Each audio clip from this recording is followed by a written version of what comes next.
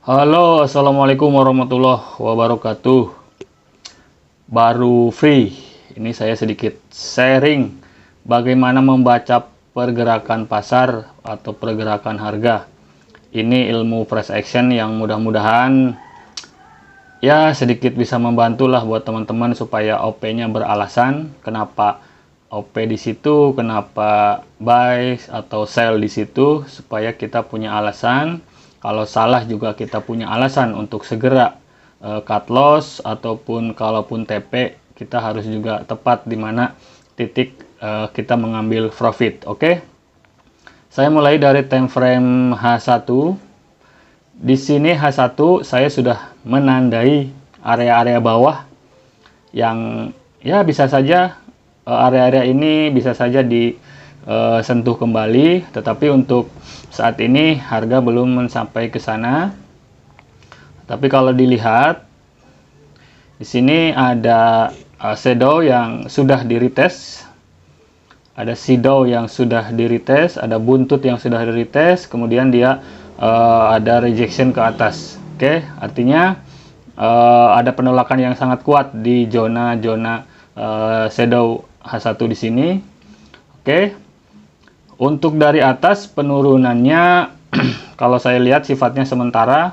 Ini memang H1 break base. Setelah break base bisa saja dia koreksi dulu ke atas, atau mungkin ini bukan reversal tetapi hanya pullback sementara.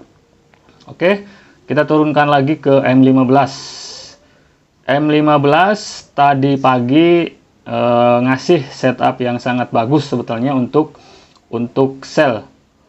Kita ambil dari sini ke sini, maka M15 sudah hits di TP1 di level 161 garis Fibonacci. Kemudian di TP1 market langsung mengalami rejection yang lumayan kuat. Artinya buyer masih mendominasi. Nah, di dalam penurunan M15 kita wajib juga paham ya pergerakan harganya.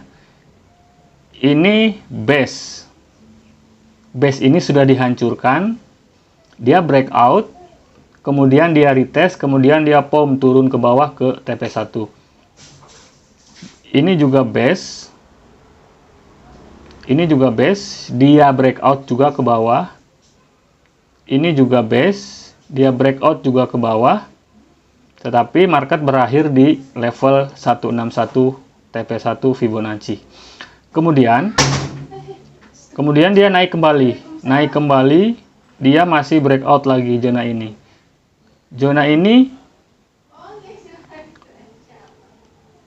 ini saat ini juga sudah di breakout. Di atas di sini juga ada zona. Di sini ada zona. Oke. Di sini ada zona juga. Kemudian sebelum dia membreakout satu persatu dari zone di sini, ini zone yang besar ya, teman-teman, ini zone yang besar. Ini.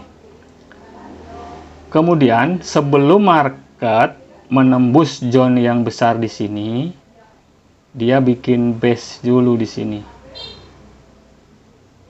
Ini base di sini.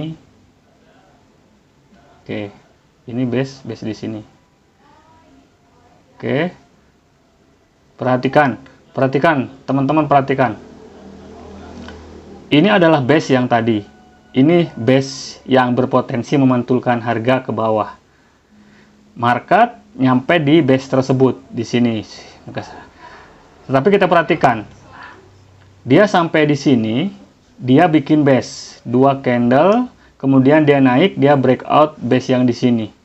Kebiasaan market seperti yang kita bahas kemarin, biasanya kalau market di dekat-dekat base yang mau dijebol, dia ngumpulin dulu kekuatan.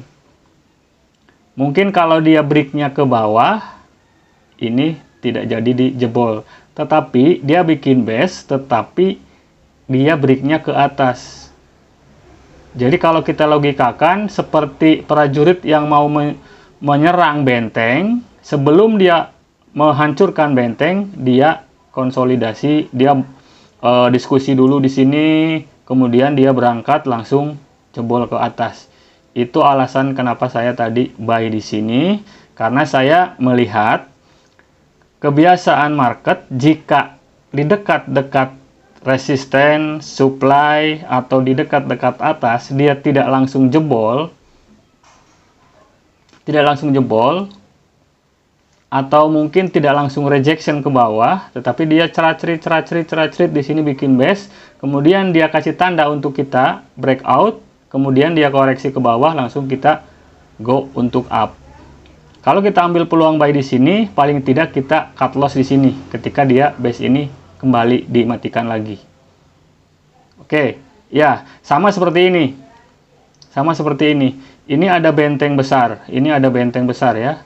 Ini ada benteng besar, teman-teman. Kalau teman-teman lihat tadi pas waktu penurunan, ini ada benteng yang sangat besar. Ini benteng yang sangat besar. Sebelum nyampe menembus breakout di sini, dia bikin base dulu nih, ngumpulin kekuatan dulu di sini. Kalau dia nggak mau ngejebol, dia naik, maka di sini dia naik, tetapi di sini dia break ke bawah. Kebiasaannya sebelum menjebol benteng, dia bikin base dulu di sini. Makanya setiap ketemu benteng, kita perhatikan polanya. Kalau dia bikin base dulu, kita perlu waspada, mungkin dia akan breakout. Ini juga sama. Ini nyampe di benteng ini, tetapi dia tidak langsung naik. Dia kembali lagi bikin base, kemudian dia ngasih tanda ini di breakout, kemudian dia naik. Jadi biasakan teman-teman open posisi itu ketika market sudah siap naik ketika untuk buy. Jangan kita mencegat-cegat harga karena kemungkinannya sangat besar untuk probabilitasnya ya. Jadi usahakan ya kalaupun nanti cut loss atau SL, kita hanya menanggung kerugian yang tidak terlalu banyak. Apalagi averaging yang tanpa arah. Itu untuk saat ini kita hindari dulu karena itu membuat psikologis kita pasti akan terganggu. Jadi belajar bagaimana mencari cara agar ketika market siap naik kita baru buy.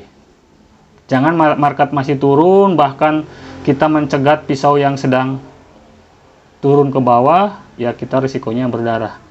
Itu alasan saya tadi buy di sini karena ini benteng, sebelum benteng ditembus di sini dia ambil koreksi sambil membuat base, kemudian base di breakout ke atas, artinya ini base hidup, berpotensi base hidup ini memantulkan harga ke atas, makanya saya buy di sini.